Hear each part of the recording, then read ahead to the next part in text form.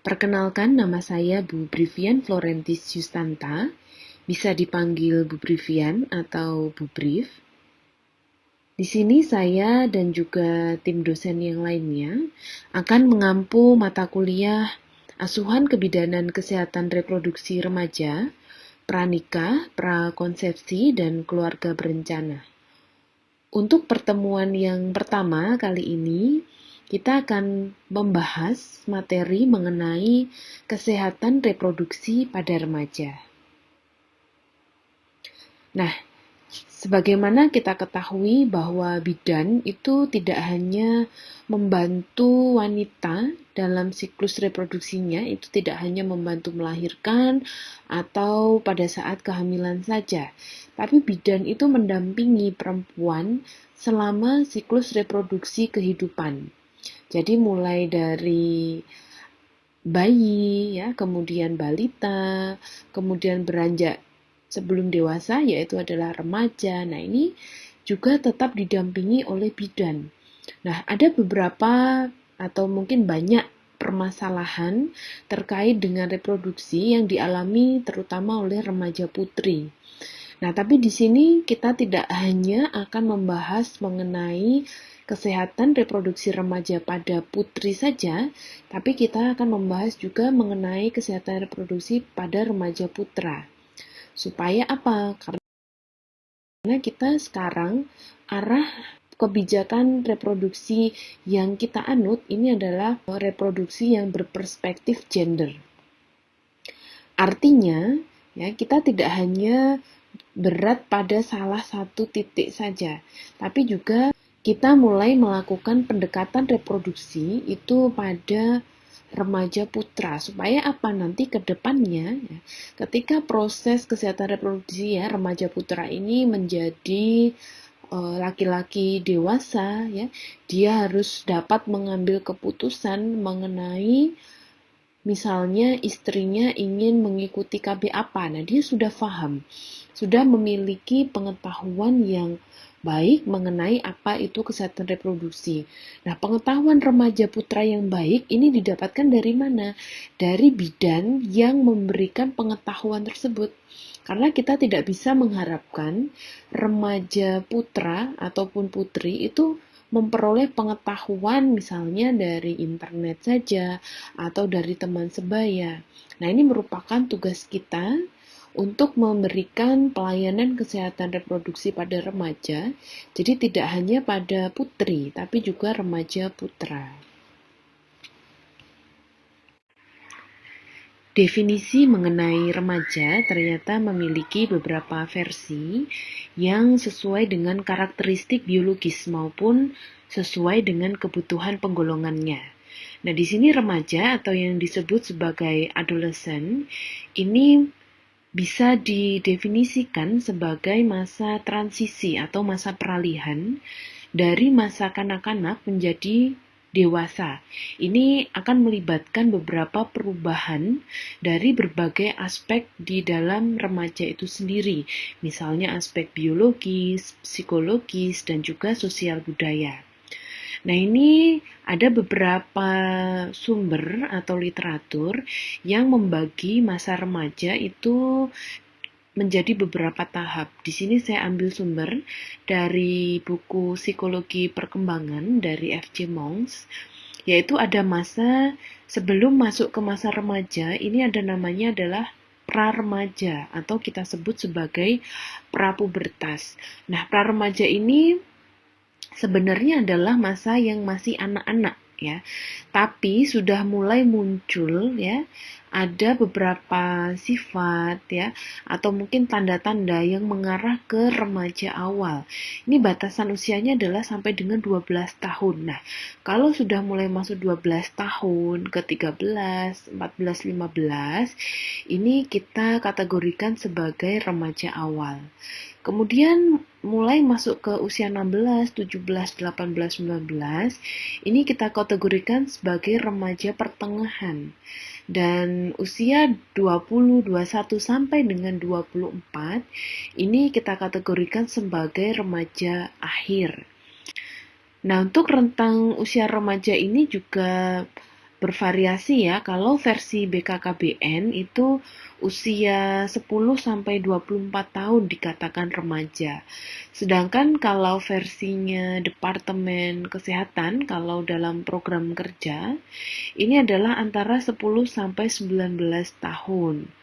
Nah, kalau untuk WHO sendiri mengkategorikan remaja itu adalah 12 sampai 24 tahun, sama dengan yang FJ Monks ini, ya. Tapi pada kenyataannya di masyarakat disebut remaja kalau usia 12 tahun ya sampai dengan dia menikah. Jadi kalau belum menikah itu biasanya belum disebut dewasa, itu kalau pengertian di masyarakat. Nah, jadi pembagiannya itu nanti dapat disesuaikan dengan kebutuhannya. Terdapat 5 tahap masa transisi remaja atau Youth 5 Life Transition. Ini berdasarkan Bank Dunia, jadi dibagi menjadi 5 tahap. Yang pertama, melanjutkan sekolah atau continue learning. Di sini yang dimaksud adalah ketika seseorang itu menjadi remaja, dia akan berpikir, apakah dia akan melanjutkan sekolah atau yang kedua ini adalah mencari pekerjaan, start working. Nah, ini biasanya dipengaruhi oleh berbagai macam faktor, terutama adalah faktor lingkungan, ya, keluarga, ekonomi, sosial budaya. Kemudian memulai kehidupan berkeluarga atau form families. Ini biasanya terjadi pada remaja pertengahan ya atau remaja akhir. Karena ketika usia mereka sudah mulai masuk ke remaja akhir, artinya sebentar lagi menuju dewasa, pasti akan memikirkan sebentar lagi akan menikah. Kemudian menjadi anggota masyarakat atau exercise citizenship. Nah, di sini beberapa remaja ini sudah mulai mencoba hal-hal yang berkaitan dengan masyarakat, misalnya mengikuti kegiatan-kegiatan yang ada di masyarakat seperti Karang Taruna, kemudian remaja masjid, atau mungkin kegiatan sosial lainnya yang ada di masyarakat. Kemudian mempraktekkan hidup sehat atau practice healthy life. Nah, ini berbeda dengan masa anak-anak di mana ketika anak-anak hidup makan misalnya. Ya makan yang apa adanya ya dimakan misalnya. Makan banyak tidak menjadi masalah, tapi ketika mereka mulai transisi menjadi remaja, ini mereka akan memiliki pola pikir di mana saya harus hidup sehat atau mungkin saya harus terlihat menarik sehingga saya harus diet ya supaya berat badan saya ideal, supaya terlihat cantik dan sebagainya. Nah, ini biasanya 5 tahap transisi ini terjadi pada remaja. Tidak harus 5-limanya ada ya, biasanya ada beberapa yang ada di remaja dan jadi bisa terjadi 1, 2, atau beberapa. Berdasarkan data Badan Pusat Statistik atau BPS, di mana pada tahun 2020 sekarang jumlah remaja ini ada 271 juta remaja di Indonesia. Ini ada proyeksi atau prediksi mengenai jumlah remaja pada tahun 2025, 2030 sampai dengan 2035. Ini jumlahnya semakin meningkat ya. Sekitar 50 juta orang atau 20% populasi Indonesia ini adalah usia remaja ya yang usianya antara 10 sampai 19 tahun. Nah, semakin banyak jumlah remaja, ini akan semakin banyak tantangannya. Nah, dalam menjawab tantangan tersebut, ya, ini merupakan PR kita semua, terlepas dari profesi apapun, ya, semua memiliki tantangan, ya, untuk membentuk komunitas atau masyarakat yang sehat, ya, terutama kita sebagai bidan di sini ranahnya adalah kesehatan reproduksi. Nah, kalau tadi proyeksi sampai dengan tahun 2035. Sekarang bagaimana dengan tahun 2050? Ini proyeksinya juga semakin meningkat juga. Kenapa jumlah remaja ini meningkat? Ini ada kaitannya dengan baby boom ya yang terjadi pada awal-awal tahun 2010-an hingga sekarang, di mana angka kelahiran pada tahun tersebut itu meningkat tajam. Otomatis 10 tahun, 20 tahun kemudian otomatis yang lahir di tahun tersebut akan menjadi usia produktif atau usia remaja, sehingga ini tantangannya cukup besar. Nah, ini PR kita bersama. Meskipun di sini saudara juga banyak yang usianya masih remaja, sehingga meskipun saudara remaja ya atau memiliki adik, memiliki anak yang sudah remaja, ini tantangan kita bersama-sama bagaimana membentuk karakter remaja ini yang sehat ya, yang baik, yang dapat bermanfaat bagi negara. Reproduksi berasal dari kata re dan juga production. Re ini artinya kembali dan production ini artinya membuat atau menghasilkan. Jadi reproduksi adalah suatu proses kehidupan manusia dalam menghasilkan keturunan demi melestarikan kehidupan. Sedangkan kesehatan reproduksi adalah suatu keadaan kesejahteraan secara fisik, mental, dan juga sosial, jadi harus holistik ya. Tidak hanya tentang mengenai adanya suatu penyakit, kelemahan, atau hal-hal yang berhubungan dengan sistem reproduksi, tapi juga mengenai fungsi serta bagaimana proses reproduksi. Sedangkan definisi dari kesehatan reproduksi remaja adalah suatu kondisi yang sehat yang menyangkut sistem, fungsi, dan juga proses reproduksi yang dimiliki oleh remaja, baik secara fisik, mental, emosional, dan juga spiritual. Nah, peralihan seorang anak ketika dia menjadi anak-anak untuk menjadi remaja, ada suatu fase yang harus dilalui. Ini disebut sebagai masa atau fase pubertas. Kalau bahasa Indonesianya ini adalah fase akil balik ya. Jadi ini merupakan masa di mana seorang anak ini mengalami perubahan secara fisik, psikis, dan juga pematangan fungsi seksual. Nah, ini tentu saja menjadi wajar karena setiap bertambahnya usia manusia, maka akan terjadi perubahan secara fisik di dalam tubuh. Nah, untuk pubertas ini sendiri ya, perubahan yang secara fisik, psikis, dan pematangan fungsi seksual nanti kita akan bahas di belakang.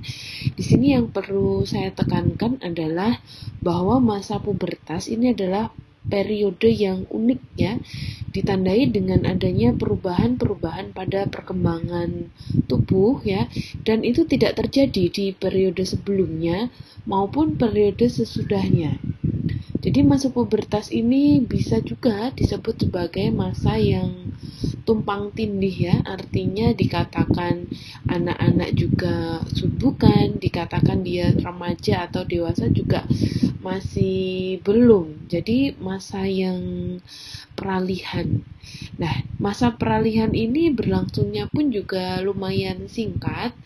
Kalau pada laki-laki ini sekitar usia 13-14 tahun, atau bahkan ada yang mengalami sampai usia 17-18 tahun. Sedangkan pada perempuan, jadi menurut penelitian, pubertas pada anak perempuan ini lebih cepat matang dibandingkan dengan pubertas pada anak laki-laki. Nah, di fase pubertas ini juga terdapat berbagai macam gejolak perubahan ya, secara fisik, psikis ya, dan juga fungsi seksual, sehingga memang perlu pendekatan dan juga pengarahan dari selain orang tua, yaitu dari bidan, tenaga medis, supaya anak ini terarah. Jadi dia tidak salah arah, dan juga apabila ada pertanyaan dapat dijawab dengan benar pertanyaannya.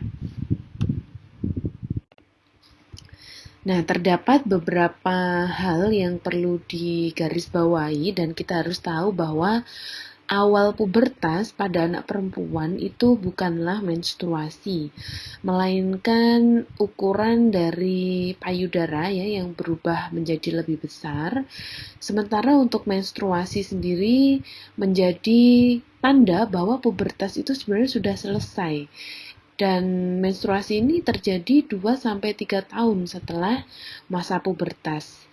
Jadi setelah menstruasi ini, seorang anak biasanya ya perempuan ini sulit ya untuk tambah tingginya. Mungkin bisa nambah sekitar 1-2 cm lagi. Nah, sedangkan pubertas pada anak laki-laki ini ditandai dengan adanya pembesaran ukuran testis dan juga tanda akil balik ya, bukan mimpi basah. Jadi sama dengan menstruasi tadi. Mimpi basah ini adalah tanda akhir dari pubertas pada anak laki-laki. Dan tidak seperti pada anak perempuan ya, butuh 3-4 tahun setelah akhir pubertas barulah anak laki-laki ini akan bertambah tinggi badannya ya secara pesat. Nah, ini biasanya terjadi ketika anak itu duduk di bangku SMP, sedangkan wanita tadi ya bisa diawali pada usia SD. Makanya kenapa pada anak usia SD itu perempuannya atau anak putrinya ini cenderung lebih cepat tinggi dan badannya lebih cepat besar dibanding dengan anak laki-laki. Nah, ketika mereka pada usia SMP, nah ini anak laki-laki mulai menyalip. Nah, ini ada kaitannya dengan pubertas itu tadi. Untuk perubahan pada masa remaja ini dapat kita golongkan menjadi 4. Yang pertama adalah perubahan fisik, kemudian karakteristik, psikologis, dan juga adaptasi sosial. Mari kita bahas satu per satu ya. Yang pertama adalah perubahan fisik. Jadi perubahan fisik pada remaja ini terjadi karena pertumbuhan fisik, termasuk organ pertumbuhan reproduksi ya, organ seksual ini akan menjadi matang. Perubahan ini dapat kita lihat dari tanda-tandanya. Yang pertama dari perubahan seksual primer. Ini berkaitan langsung dengan alat-alat reproduksi.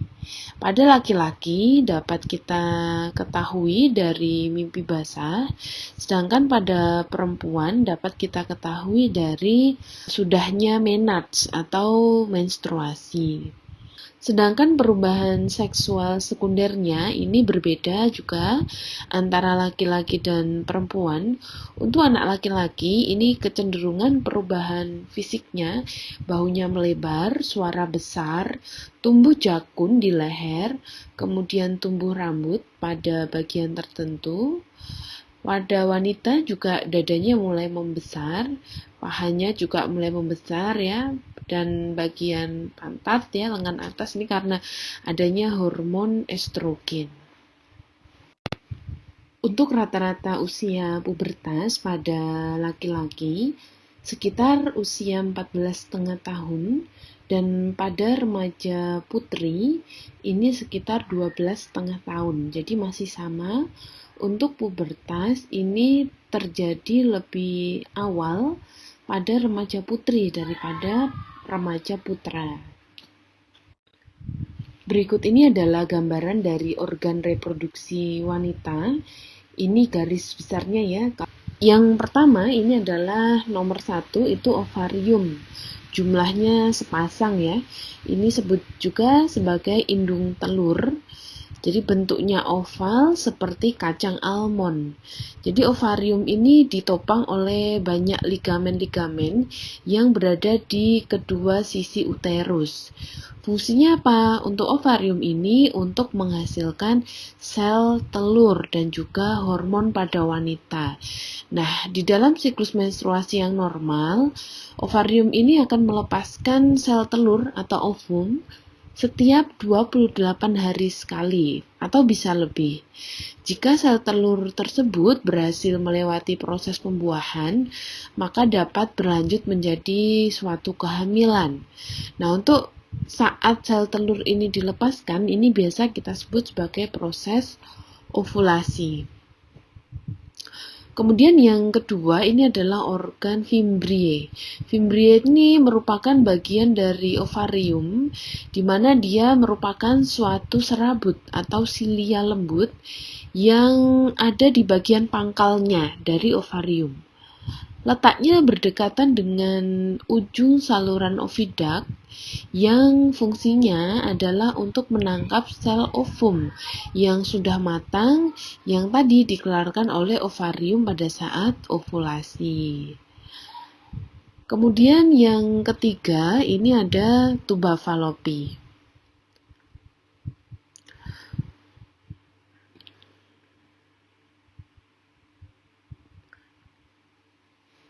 Tuba Fallopi ini kita sebut juga sebagai saluran tuba, di mana organ ini terhubung ke bagian atas dari uterus. Fungsinya untuk menuntun jalannya sel telur yang sudah dibuahi tadi ya, untuk menuju ke uterus.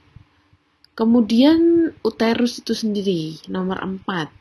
Apa itu uterus? Uterus itu adalah rahim, di mana ini merupakan bagian reproduksi yang letaknya di antara kandung kemih atau vesika urinaria dan rektum.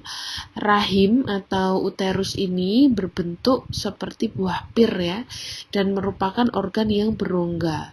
Fungsinya apa? Yaitu untuk menjadi tempat tinggal janin ya ketika sudah dibuahi ya, berkembang sampai dengan siap dilahirkan.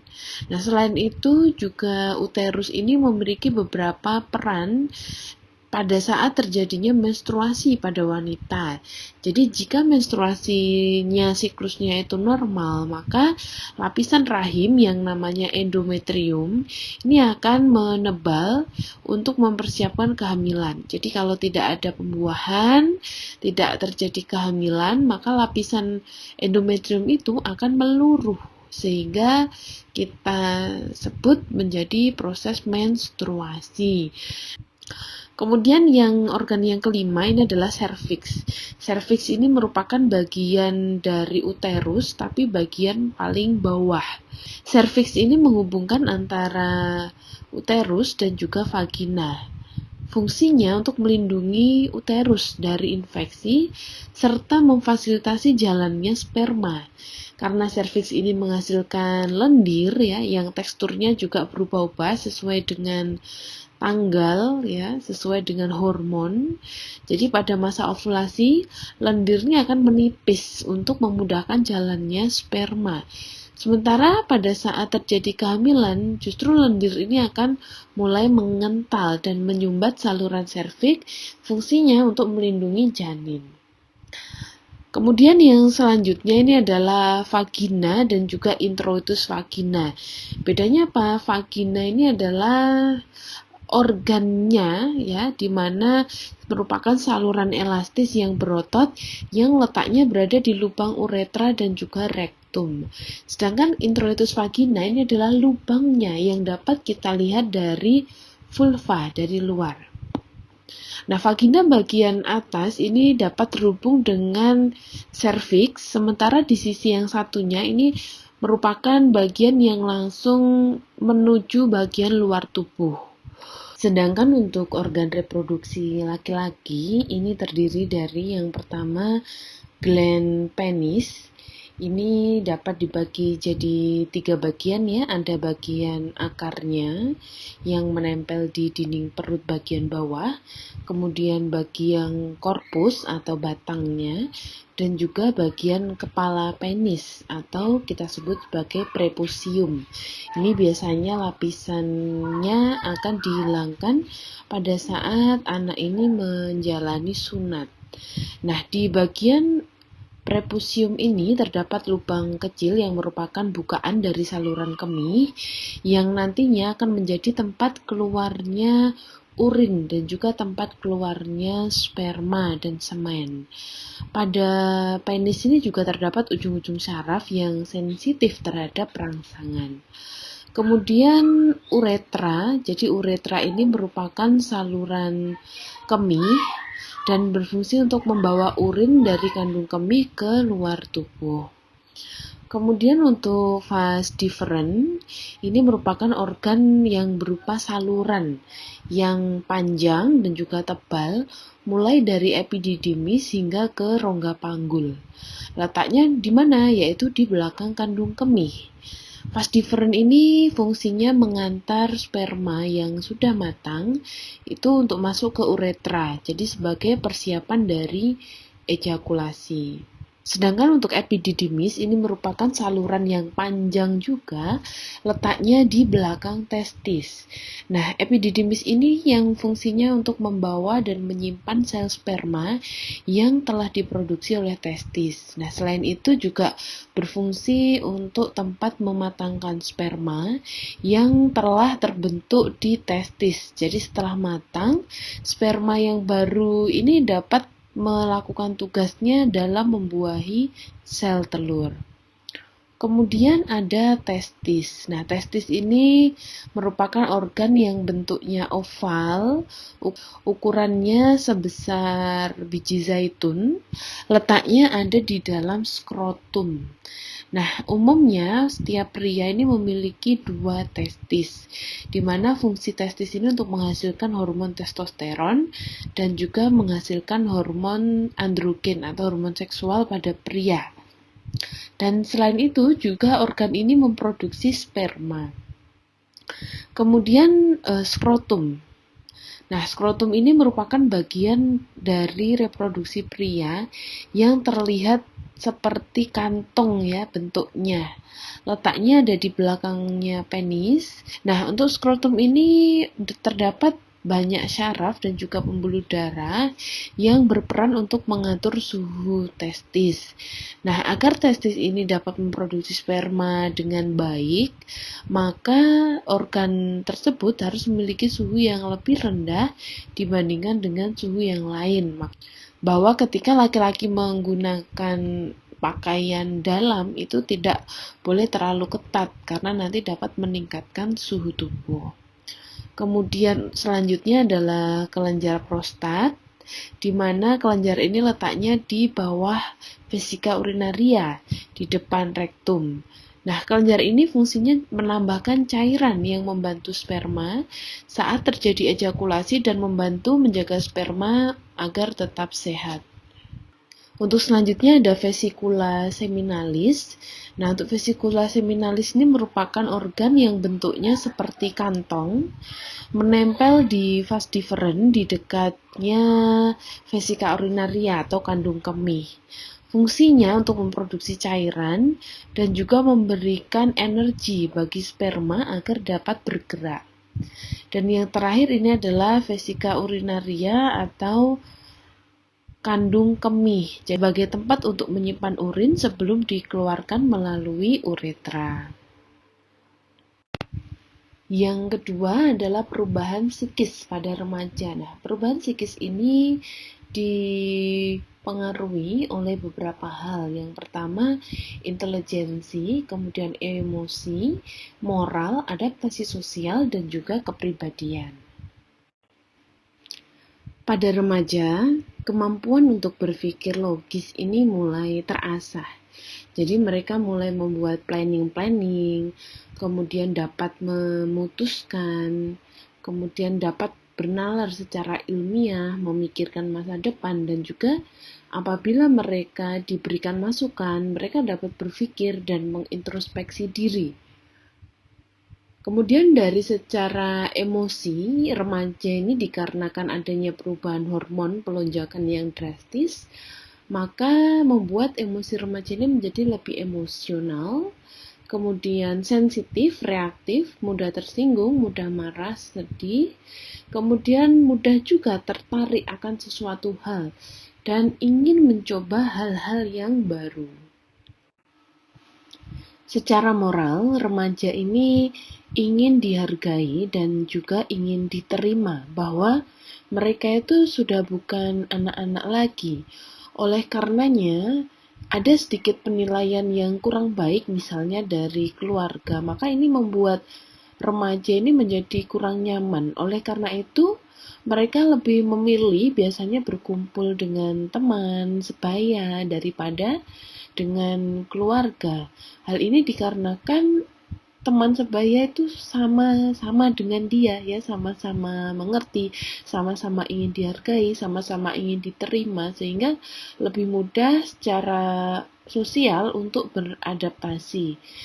Kemudian mendapatkan penilaian positif dari orang lain. Ini mengakibatkan remaja melakukan hal-hal yang sudah mulai ke arah ke penampilan fisik, kemudian melakukan hal-hal yang menurut mereka keren, bagus ya. Misalnya mereka merokok. Merokok itu sebenarnya bagi mereka itu adalah sesuatu yang keren misalnya. Nah, itu karena mereka ingin diterima di lingkungannya sehingga mereka ingin juga mendapatkan penilaian yang positif padahal belum tentu itu positif. Nah, kemudian adaptasi sosial tadi ya, mereka lebih memilih teman daripada keluarga. Nah, ini mereka juga menjalin persahabatan. Artinya remaja ini, usia-usia remaja memang mereka lebih suka menyendiri ketika di rumah karena merasa di rumah itu dia diperlakukan tetap sebagai anak-anak ya.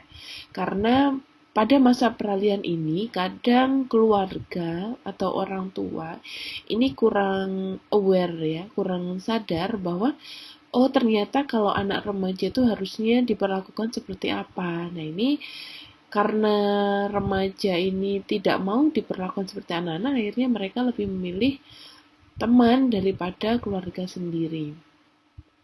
Kemudian secara kepribadian, mereka ini sebenarnya dalam tahap mencari identitas. Jadi, aku ini siapa ya?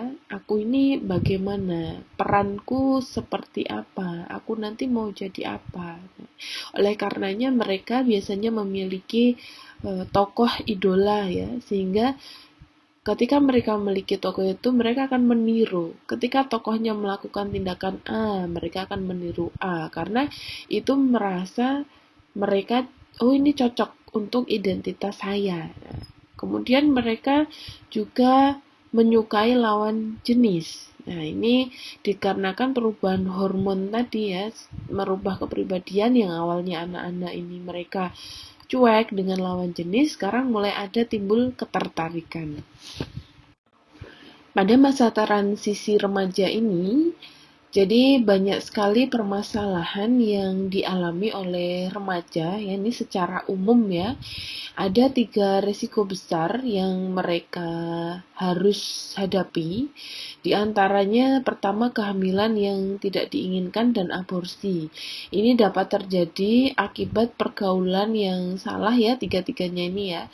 Nah, untuk kehamilan yang tidak diinginkan dan aborsi ini biasanya yang mengalami banyak kerugian ini adalah remaja putri. Oleh karenanya, mereka perlu dibekali pengetahuan ya mengenai pergaulan bebas, kehamilan di luar nikah, kemudian tentang aborsi dan sebagainya. Nah, sehingga mereka paham bahwa hal tersebut memang dilarang dan tidak boleh dilakukan.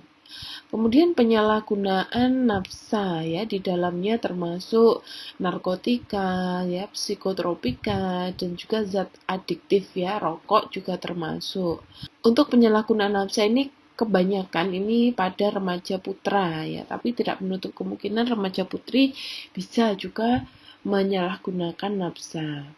Nah, akhirnya ketika mereka sudah menggunakan nafsa, biasanya gandengannya ini adalah hubungan seksual tadi, sehingga dapat timbul kehamilan tidak diinginkan dan juga penyakit menular seksual karena mereka melakukan hubungan seksual berganti-ganti pasangan, sehingga menimbulkan penyakit seperti HIV/AIDS, sifilis, gonore, dan sebagainya.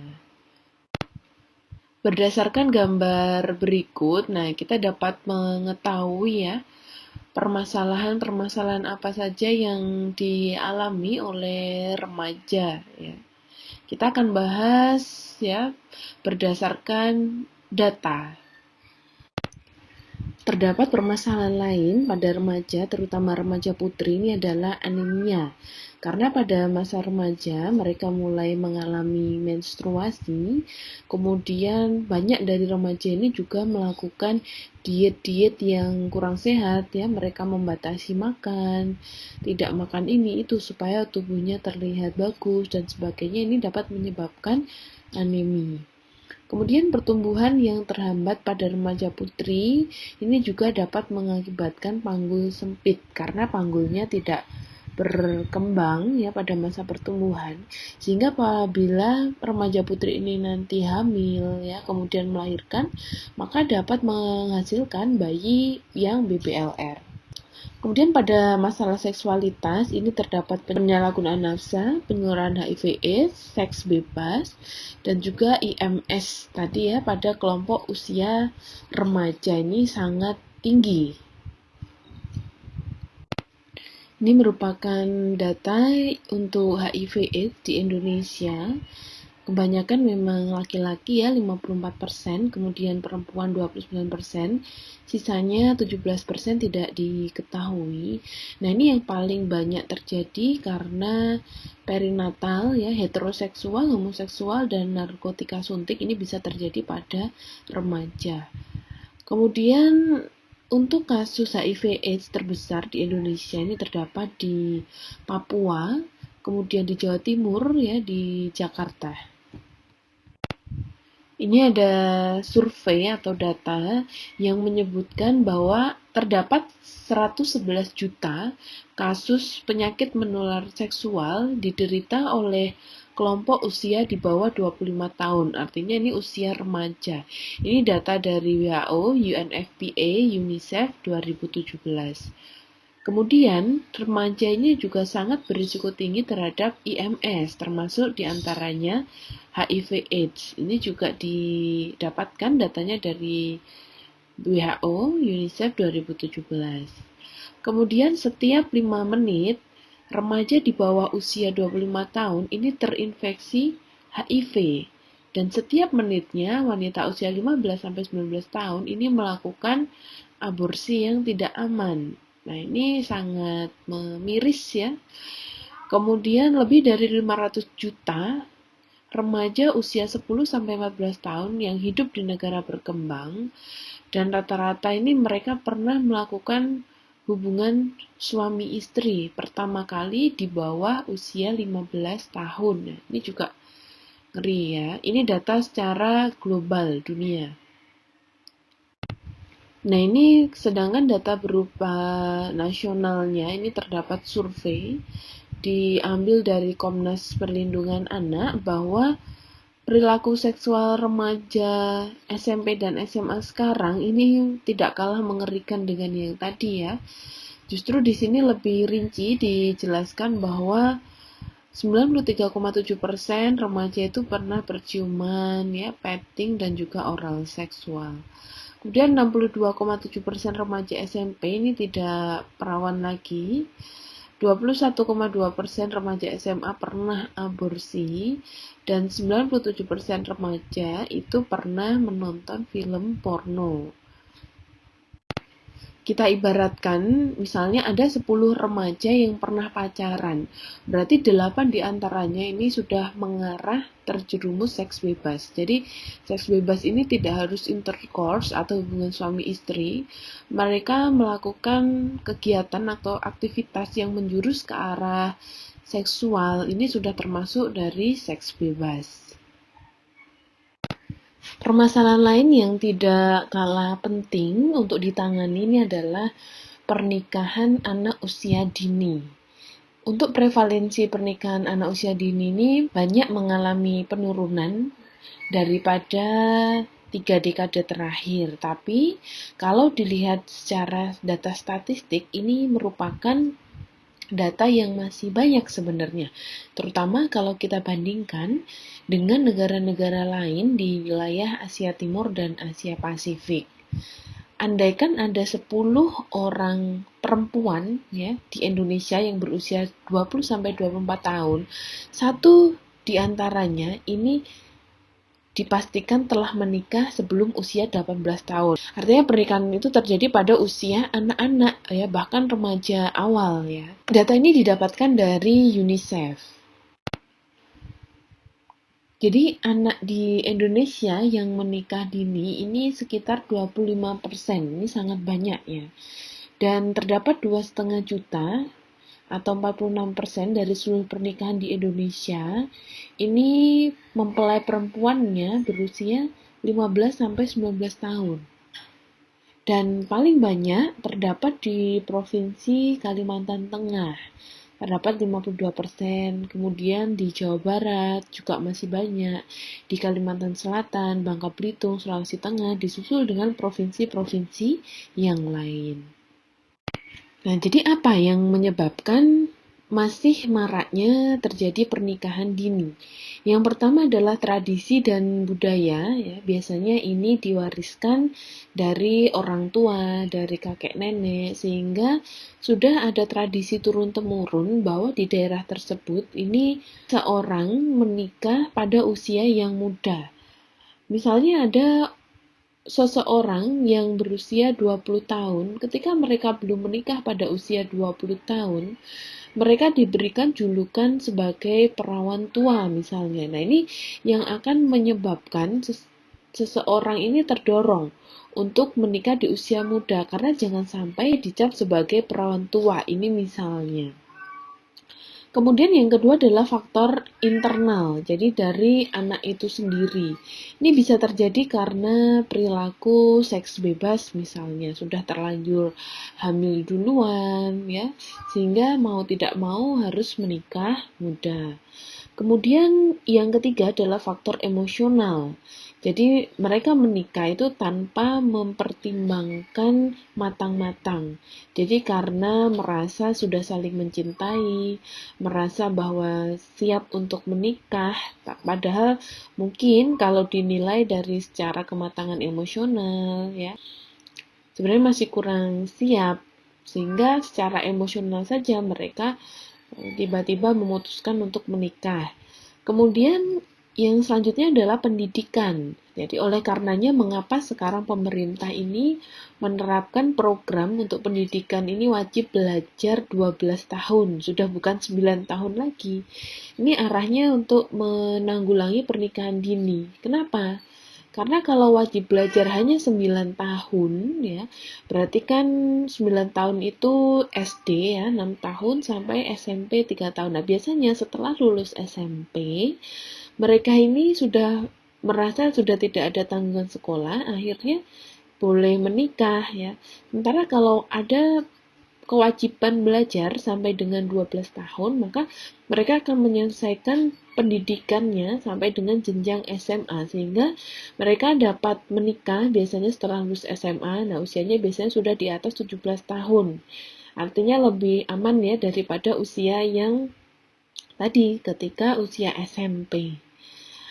Kemudian pendidikan orang tua pun juga bisa mendorong penyebab terjadinya pernikahan dini. Ya, misalnya karena orang tua berpendidikan yang rendah, kurang, sehingga menyarankan anaknya untuk melakukan hal yang sama dengan dirinya dulu. Dulu misalnya ibu juga menikah dini, pada usia 12 tahun sudah menikah, masa kamu belum menikah misalnya ya. Kemudian yang kelima, ini ada media massa dan juga internet. Ini juga memberikan warna tersendiri ya untuk menjadikan pintu gerbang untuk pernikahan dini. Jadi di dalam internet ya, terutama media massa ini dapat diakses dengan sangat mudah melalui handphone yang di mana-mana ini biasanya dibawa oleh remaja. Nah, ketika mereka mengakses internet di dalam handphone, mereka dapat menemukan hal-hal yang sebelumnya mungkin tidak mereka ketahui ya, bagaimana mereka melakukan hubungan seksual misalnya, bagaimana mereka cara gaya berpacaran yang bebas, sehingga dapat menimbulkan perilaku seksual yang kurang benar, sehingga mereka dapat terjerumus ke arah pernikahan dini. Selain itu juga masalah pendidikan masih banyak, terutama di daerah-daerah yang terpencil, pelosok mungkin ya. Banyak remaja juga yang buta huruf ya, akses informasinya kurang karena tidak setiap remaja ini pegang HP, pegang gadget ya, apalagi akses untuk ke pendidikan, sehingga ini mengakibatkan remaja ini kurang mampu untuk mengambil keputusan karena mereka tidak memiliki pengetahuan yang cukup. Jadi apabila pendidikan mereka rendah, maka akan menjadikan mereka kurang mampu untuk memenuhi kebutuhan fisik dasar, dan juga dengan kurangnya pengetahuan itu mereka lebih mudah untuk terjerumus ke arah hal yang negatif. Kemudian masalah lingkungan. Jadi lingkungan ini bisa lingkungan yang paling sempit ya adalah lingkungan keluarga, dan lingkungan yang lebih luas lagi ini adalah lingkungan pertemanan ya, kemudian lingkungan masyarakat. Nah, apabila lingkungan ini tidak memperhatikan bagaimana kesehatan remaja, maka ini akan merusak kesehatan remaja itu sendiri baik secara fisik, mental maupun emosional. Misalnya remaja ini tinggal di daerah di mana daerah tersebut banyak orang minum minuman keras, banyak orang merokok, melakukan seksual bebas ya dengan sembarangan. Nah, ini juga dapat membuat pola pikir remaja tersebut bahwa melakukan hal tersebut adalah hal yang sah-sah saja, yang tidak masalah karena lingkungan juga melakukan hal yang demikian. Sehingga filter dari lingkungan ini menjadi kurang dan dapat membuat remaja ini melakukan hal-hal yang kurang sehat. Nah, mengapa permasalahan remaja yang banyak tadi, yang kompleks tadi, bisa terjadi pada remaja? Ini diakibatkan karena beberapa hal. Yang pertama, karena belum tumbuhnya kesadaran bahwa ternyata kesehatan reproduksi ini penting untuk diketahui oleh kalangan remaja. Nah, ini peran kita sebagai bidan untuk memberikan edukasi. Jangan sampai remaja ini mendapatkan akses informasi yang salah mengenai kesehatan reproduksi. Dan di masyarakat ini juga beranggapan bahwa sex education atau pendidikan seksual ini sesuatu hal yang tabu atau tidak perlu disampaikan, tidak perlu diungkapkan. Nah, padahal untuk pendidikan seksual ini sendiri sebenarnya tidak hanya dari tenaga medis yang dapat memberikan, tapi dapat dimulai dari keluarga. Jadi keluarga ini dapat memberikan pendidikan seksual sejak dini ketika anak itu masih kecil. Tentunya disesuaikan dengan usia ya ketika memberikan pendidikan dini. Tidak mungkin pada anak-anak yang masih kecil kita ajari bahwa berhubungan seksual itu tidak boleh. Nah, justru ini akan menimbulkan hal-hal yang membuat anak ini menjadi semakin penasaran ya. Jadi kita mengenalkan pendidikan seksual ini pada anak yang kecil, misalnya usia toddler sekitar 3 tahun. Nah, ini kita kenalkan tentang perbedaan jenis kelamin misalnya. Ternyata ada jenis kelamin laki-laki, ada juga jenis kelamin itu perempuan. Kalau laki-laki itu kalau buang air kecil misalnya, caranya seperti ini loh, alat kelaminnya beda dengan perempuan. Kalau perempuan seperti ini, laki-laki seperti ini. Nah, ini juga merupakan bagian dari pendidikan seksual sebenarnya. Nah, ini perlu diajarkan sesuai dengan tahapan usia. Kemudian adanya perubahan gaya hidup secara global ya, dan juga desakan jumlah penduduk dan perubahan struktur penduduk. Jadi sekarang ini zamannya adalah zaman gadget ya, zaman internet. Semua dapat diakses dengan mudah, dengan cepat ya, oleh siapapun ya, baik anak-anak maupun orang tua dari kalangan manapun ya, ini dapat mengakses internet, sehingga terjadilah pergeseran gaya hidup di mana semula mungkin mereka ini mengetahui hal-hal tersebut itu pada usia yang lebih matang. Nah, pada usia anak-anak mereka mengetahuinya lebih dini, lebih cepat juga karena akses informasi yang cepat tadi. Penyebab permasalahan pada remaja itu sendiri pun juga sebenarnya kompleks ya. Kita tidak bisa menjudge salah satu bahwa permasalahan ini hanya diakibatkan karena keluarganya memang atau karena dirinya sendiri. Nah, biasanya ini terjadi multifaktoral ya. Misalnya ada anak, dia memiliki sifat ya dari diri sendirinya memang dalam masa pubertas ya, mengalami banyak gejolak-gejolak di dalam diri, perubahan hormon, kemudian adanya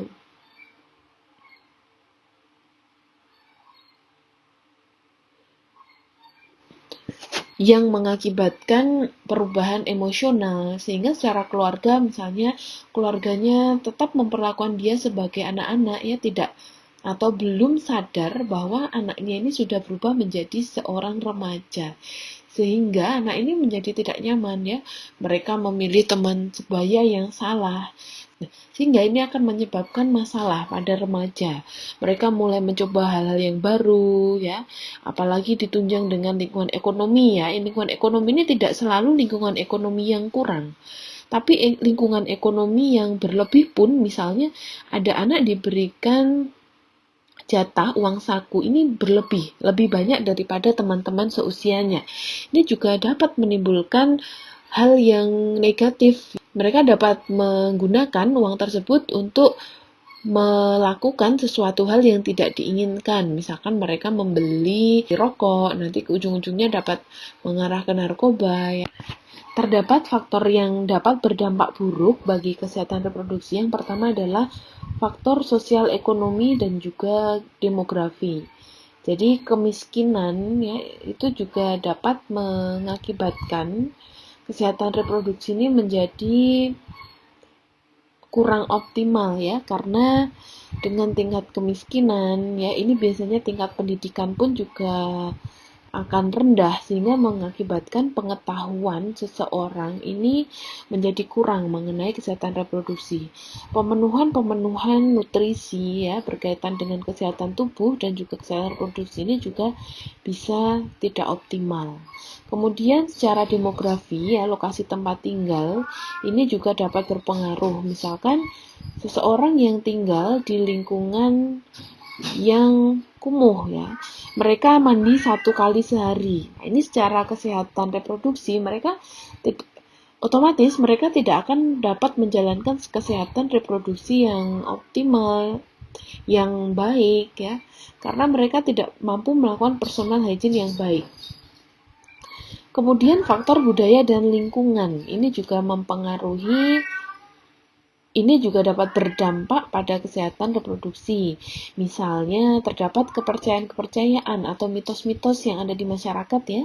Banyak anak, banyak rezeki, sehingga orang ini berlomba-lomba untuk banyak-banyakan anak. Nah, ini sebenarnya tidak ada masalah dengan istilah banyak anak, asalkan mereka mampu untuk menghidupi anak tersebut. Karena fenomena di masyarakat yang ada ini kebanyakan yang banyak anak, ini mereka tidak mampu merawatnya, sehingga banyak terjadi aborsi.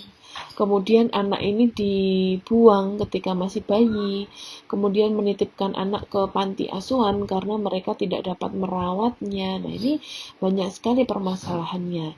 Kemudian banyak juga informasi tentang fungsi reproduksi yang membingungkan di masyarakat ya.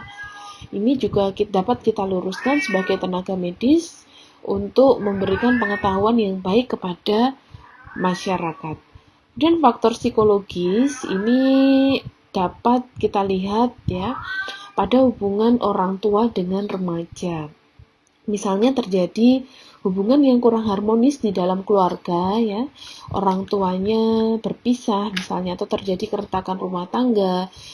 Anak tersebut melihat setiap hari orang tuanya bertengkar secara hebat. Nah, ini juga mengakibatkan psikis anak ini menjadi kurang baik, sehingga dapat berdampak buruk juga bagi kesehatan reproduksi ya. Mereka dapat mengalami depresi sehingga menimbulkan ketidakseimbangan hormon, akhirnya menstruasinya terganggu misalnya.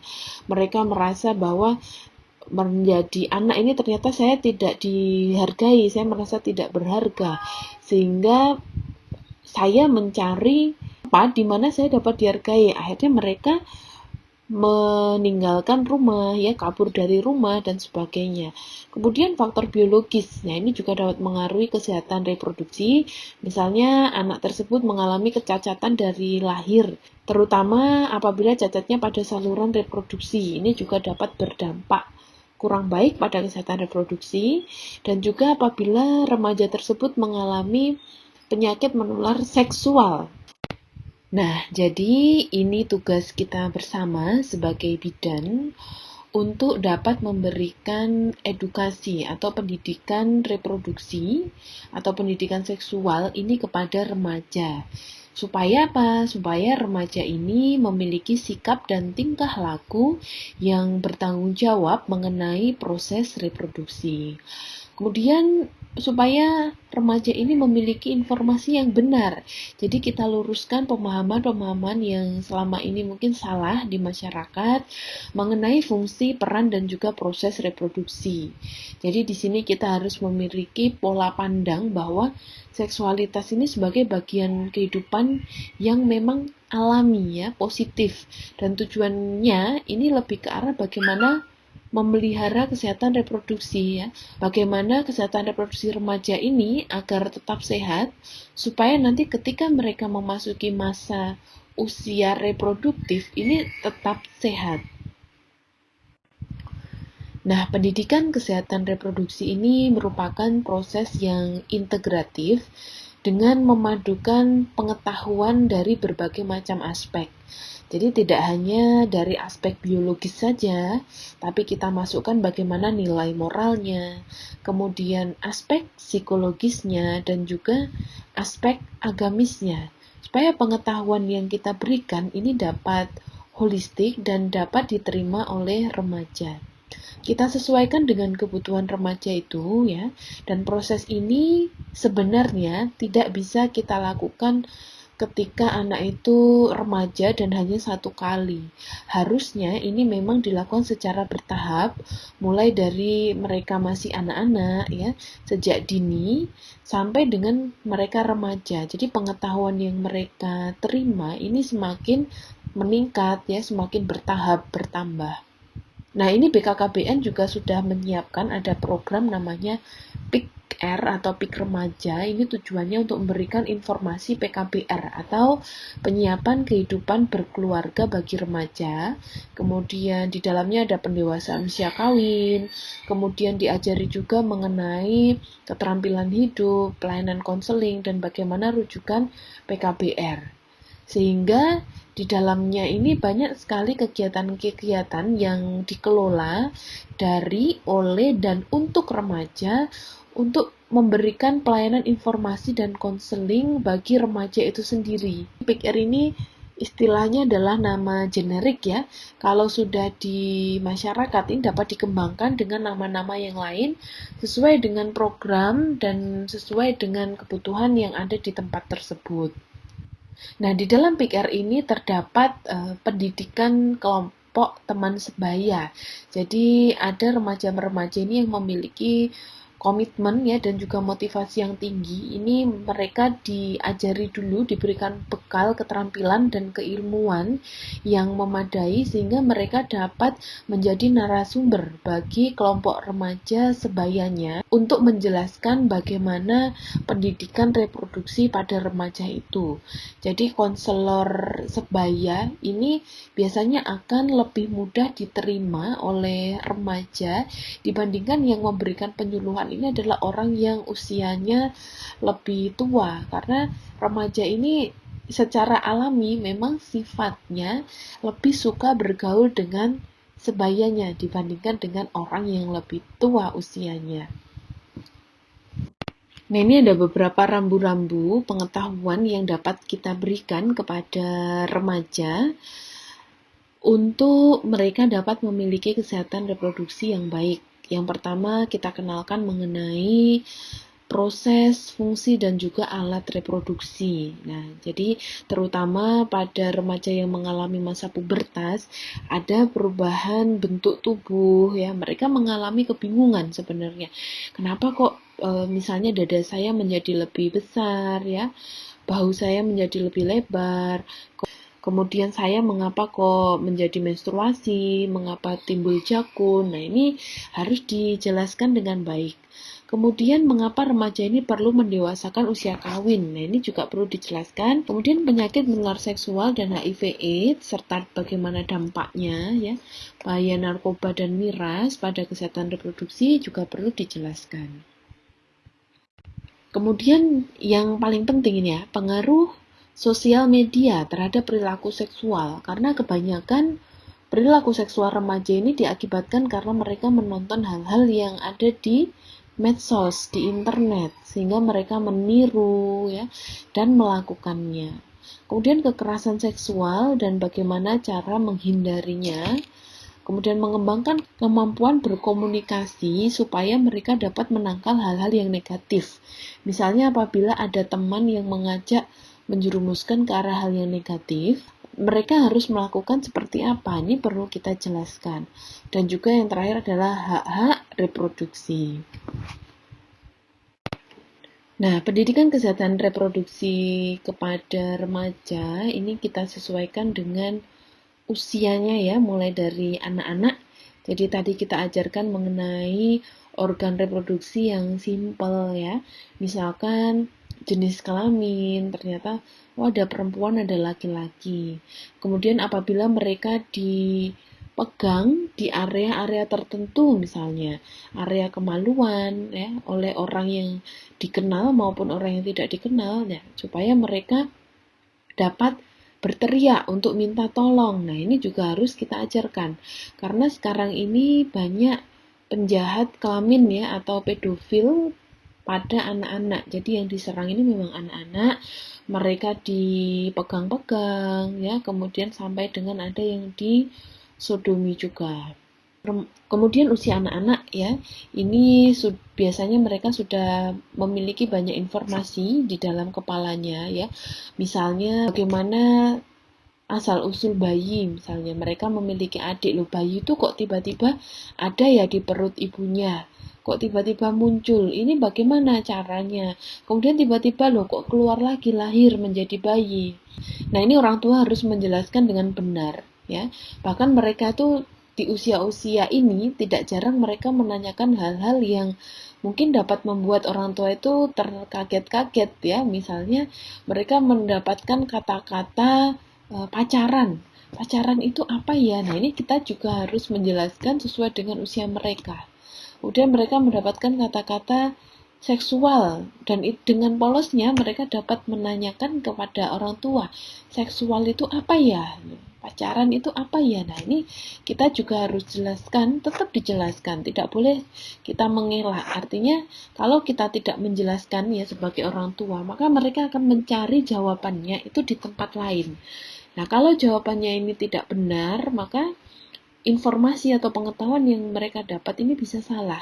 Oleh karenanya, tetap harus kita jawab, tapi menjawabnya juga harus sesuai dengan usia mereka, dengan bahasa yang mudah difahami oleh mereka, dan jangan sampai menimbulkan hal-hal yang justru menimbulkan pikiran mereka itu ke arah yang negatif. Pada usia remaja awal, sekitar 12-15 tahun, ini juga harus mulai menanamkan moral yang baik ya, bagaimana dampak negatif, positif, seksual. Jadi, kalau pada wanita putri ini sudah mulai menstruasi, kita jelaskan bahwa menstruasi ini apabila seseorang tidak menjaga diri dengan baik, maka akan dapat hamil ya.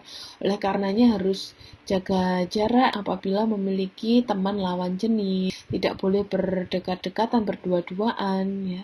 Kemudian batasan-batasannya apa yang harus dilakukan ini mulai dijelaskan pada usia ketika anak itu atau ketika remaja itu sudah mengalami menstruasi. Nah, jadi sekali lagi yang perlu ditekankan bahwa pendidikan kesehatan reproduksi ini tujuannya tidak untuk mengajarkan mengenai hubungan seksual, namun memberikan pengetahuan tentang upaya apa saja yang perlu ditempuh untuk menjaga kesehatan organ reproduksi. Jadi, masing-masing remaja ini juga memiliki hak untuk mendapatkan akses informasi mengenai reproduksi. Nah, hak reproduksi ini sudah diatur ya. Nah, ini terdapat 12 hak tadi ya menurut WHO yang disampaikan pada kegiatan ICPD. Yang pertama adalah hak untuk hidup. Jadi setiap perempuan ini terutama ya memiliki hak untuk bebas dari resiko kematian karena kehamilan, melahirkan, IMS dan juga HIV/AIDS. Oleh karena itu, ini peran kita bagaimana mengupayakan untuk meminimalisir resiko kematian karena hal tersebut.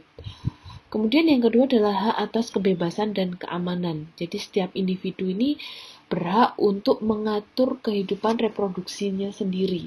Jadi tidak boleh kita memaksakan kehendak, kita bolehnya itu hanya menyarankan. Sebaiknya demikian, sebaiknya demikian. Nah, itu baru boleh. Kemudian yang ketiga, ini adalah hak atas kesejahteraan dan kebebasan. Maksudnya adalah kita tidak boleh membeda-bedakan pasien, tidak boleh mendiskriminasikannya ya, secara sara maupun termasuk kehidupan reproduksinya. Ini kesehatan reproduksinya tidak boleh, kalau yang kesehatan reproduksinya buruk tidak kita tangani dengan baik, nah ini juga tidak boleh. Kemudian hak reproduksi selanjutnya adalah hak atas kerahasiaan pribadi. Jadi, seorang perempuan ini bisa menentukan pilihan reproduksinya sendiri, dan apa yang sudah mereka pilih ini, kita sebagai tenaga medis tidak boleh menceritakan pilihan tersebut kepada orang lain yang tidak berkepentingan, sehingga privasi atau kerahasiaan pasien ini tidak terjaga. Ini ada kode etiknya ya di dalam profesi. Kemudian hak untuk kebebasan berpikir. Nah, ini di dalamnya termasuk berpikir mengenai filosofi-filosofi ya, kemudian tradisi-tradisi yang ada di masyarakat mengenai kesehatan reproduksi ya, ataupun juga terkait dengan kepercayaan yang mereka anut, ajaran agama yang mereka anut, yang kaitannya dengan kesehatan reproduksi. Nah, ini kita berikan kebebasan. Tapi ya, dapat kita berikan juga penjelasan bagaimana benarnya, bagaimana meluruskannya. Karena apa yang mereka pikirkan ya dengan kebebasannya itu kadang-kadang menjadi liar pemikirannya, tidak benar. Ya, ini perlu tetap kita luruskan. Kemudian hak untuk mendapatkan informasi dan pendidikan. Nah, ini tugas kita memberikan informasi dan pendidikan mengenai kesehatan reproduksi yang benar. Kemudian hak untuk memilih bentuk keluarga. Jadi bagaimana mereka merencanakan keluarga, mereka ingin punya anak berapa, ini juga tidak boleh kita yang mengatur ya. Bolehnya kita hanya menyarankan. Oleh karenanya ada slogan BKKBN itu 2 anak cukup. Nah, cukup ini antar satu orang dengan orang yang lain ini kan beda-beda. Jadi slogannya itu tidak harus 2 anak. Nah, ini merupakan bentuk kalimat anjuran ya kepada masyarakat. Jadi bukan kalimat untuk pemaksaan. Kemudian untuk memutuskan, misalkan menggunakan KB apa. Nah, ini juga tetap mereka yang memutuskan, kita yang berikan saran atau masukan sesuai dengan ilmu yang kita miliki. Kemudian hak untuk mendapatkan manfaat dari hasil kemajuan. Nah, sekarang ada misalnya dalam ber-KB ya, sekarang kan sudah ada yang namanya tubektomi dan juga vasektomi, di mana ini metodenya memang metode yang permanen, yang lebih maju, resiko untuk kegagalannya juga sangat sedikit. Nah, ini juga merupakan bentuk dari teknologi yang telah mengalami kemutakhiran, sehingga kita juga dapat menyampaikan hal tersebut kepada wanita dalam proses reproduksi. Kemudian hak atas kebebasan berkumpul dan berpartisipasi dalam politik, ini juga kaitannya dengan kesehatan reproduksi. Artinya begini, kesehatan reproduksi ini dapat dimasukkan sebagai prioritas dalam membuat suatu kebijakan politik ya. Misalnya, ada negara di mana apabila seorang wanita itu hamil, dia ini cutinya 6 bulan. Kemudian ketika dia melahirkan, cutinya juga 6 bulan. Artinya mereka mendapatkan cuti itu bulat 1 tahun. Kemudian ada beberapa negara juga yang memberlakukan cutinya itu tidak hanya bagi istri, tapi bagi suami. Ketika suami ini memiliki istri yang sedang proses hamil dan melahirkan, maka suami ini diberikan cuti selama 1 bulan, bahkan ada yang 3 bulan. Nah, ini tujuannya untuk apa? Ini tujuannya untuk itu tadi, kembali lagi ke meningkatkan kesehatan reproduksi ya, baik suaminya maupun istrinya. Nah, kebijakan-kebijakan seperti itu ya dapat diterapkan oleh suatu negara apabila sudah masuk ke ranah politik. Nah, sedangkan di Indonesia kan masih belum ya kesepakatan untuk libur, bahkan cuti untuk melahirkan saja ini masih beda-beda. Meskipun sudah diatur bahwa cuti adalah 3 bulan, tapi pada kenyataannya masih banyak yang cutinya hanya 1 bulan, ya itu sudah gabung ya antara hamil dan melahirkan. Bahkan ada yang cuti hanya seminggu, itu ada. Nah, ini kalau sudah masuk ke ranah politik, nah kemungkinan dapat diupayakan hal tersebut. Kemudian yang terakhir, yang ke-12, ini hak untuk bebas dari penganiayaan dan perlakuan buruk, terutama ini dalam konteks penganiayaan seksualitas, misalnya eksploitasi pada anak-anak ya, kekerasan ya pada hubungan seksual ya. Ini baik suami istri maupun yang bukan suami istri, ini termasuk di dalamnya ya. Pemerkosaan ya, penyiksaan, kemudian eksploitasi tubuh ya, ini kemudian disebarkan ke dalam dunia maya. Akhirnya ini juga masuk ke dalam penganiayaan atau perlakuan buruk. Nah, di sini terdapat upaya dari pemerintah juga dalam meningkatkan kesehatan reproduksi, diantaranya yang pertama dengan mengadakan fasilitas UKS di sekolah-sekolah. Jadi untuk UKS atau unit kesehatan sekolah ini memang merupakan program pemerintah untuk meningkatkan pelayanan kesehatan dan juga pendidikan kesehatan dan pembinaan lingkungan sekolah bagi warga sekolahnya. Jadi dari guru, kemudian siswanya. Nah, untuk tim dari UKS sendiri ini biasanya ada tim dari medis ya, bekerja sama dengan puskesmas tempat. Ada juga merekrut bagian dari siswa sekolah itu untuk menjadi anggota UKS-nya. Nah, untuk pelayanan kesehatan di UKS ini tidak hanya pelayanan umum saja, termasuk di dalamnya adalah pelayanan kesehatan reproduksi. Kemudian yang selanjutnya adalah PKPR. Jadi PKPR ini adalah program pemerintah yang memang didelegasikan di Dinas Kesehatan di tingkat kabupaten atau tingkat kota. Pelayanan PKPR ini ditangani oleh puskesmas di tingkat pelayanan dasar, termasuk di dalamnya adalah pelayanan kesehatan reproduksi dan seksual. Beberapa di antara pelayanannya ini adalah pemeriksaan kehamilan bagi remaja, kemudian konseling, terutama masalah-masalah mengenai kesehatan reproduksi, kemudian konsultasi tentang masalah kejiwaan, HIV/AIDS, IMS, dan juga anemia. Selanjutnya ini adalah PKHS. PKHS ini adalah singkatan dari Pendidikan Keterampilan Hidup Sehat yang merupakan adaptasi dari Life Skill Education, yaitu untuk memampukan seseorang secara psikososial untuk memenuhi kebutuhan dan mengatasi masalah kehidupan sehari-hari.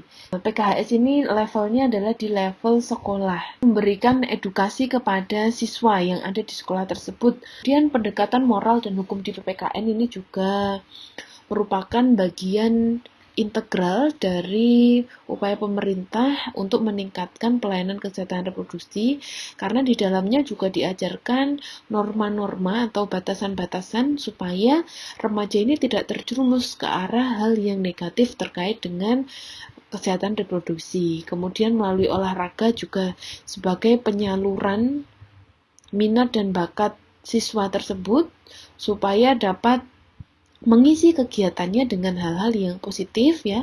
Apabila terdapat masalah, ini akan ditangani oleh bimbingan konseling atau BK yang ada di sekolah tersebut. Nah, jadi dapat saya simpulkan bahwa remaja yang sehat ini merupakan modal bangsa yang kuat. Jadi dikatakan sehat itu tidak hanya sehat jasmani, tidak hanya sehat rohani ya, tapi harus holistik ya. Saya ingatkan lagi bahwa no rokok, no miras, no narkoba, no seks bebas ini merupakan slogan yang harus selalu kita dengungkan kepada remaja supaya mereka menjauhi hal tersebut dan mengisi kegiatan mereka dengan hal-hal yang positif. Nah, demikian materi mengenai kesehatan reproduksi pada remaja. Apabila terdapat hal-hal yang mau ditanyakan mengenai materi atau yang berkaitan dengan kesehatan reproduksi remaja, dapat ditanyakan di grup WhatsApp Kemudian selanjutnya saudara akan mengisi format evaluasi. Jadi setiap kali pertemuan nanti akan saya evaluasi apakah saudara dapat menerima dengan baik atau tidak materi yang saya sampaikan. Untuk link evaluasi akan saya kirimkan melalui WhatsApp group. Demikian yang bisa saya sampaikan. Wabillahi taufiq walhidayah. Wassalamualaikum warahmatullahi wabarakatuh.